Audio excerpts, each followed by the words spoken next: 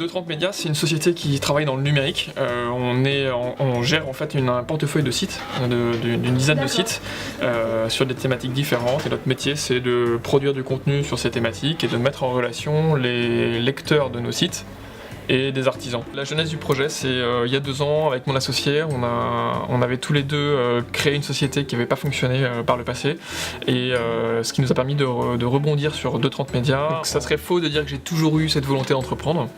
En revanche, c'est venu assez tôt, progressivement, au fur et à mesure de mes expériences professionnelles. Je pense que c'est pareil pour mon associé, où on s'est rendu compte qu'on avait un besoin de liberté. Après 6-8 ans d'expérience dans des entreprises traditionnelles, on a pris la décision de créer le cadre dans lequel cette liberté pourrait s'exprimer.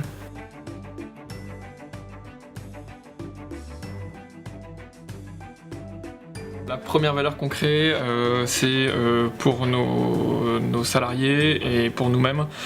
On crée un environnement de travail qui nous correspond, qui est assez original. On crée aussi de la valeur pour nos clients.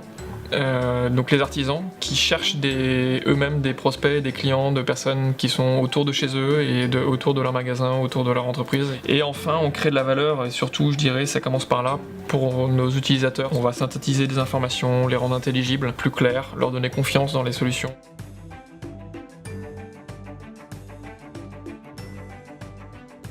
On a remporté le prix de l'entrepreneur en 2013 à Bordeaux dans la catégorie coup de cœur. Donc on a été très content de remporter ce prix parce que ça validait les choix qu'on avait faits et le travail de l'équipe. Les conseils que j'aurais pour les futurs entrepreneurs, c'est ceux qui hésitent, qu'ils arrêtent d'hésiter et qu'ils y aillent. Une création d'entreprise, c'est une course de fond, c'est pas un sprint. Donc faut pas hésiter à prendre son temps aussi au début. Le fait de créer des pôles de compétitivité dans lesquels on va rapprocher les entreprises et les écoles, c'est très important. On va quitter la pépinière dans 6 mois et donc on souhaite recréer avec plusieurs autres entreprises cet environnement qu'on a eu. On réfléchit à plusieurs solutions. On peut aller au bassin à flot, on a plein de choix et effectivement les bassins à flot en font partie.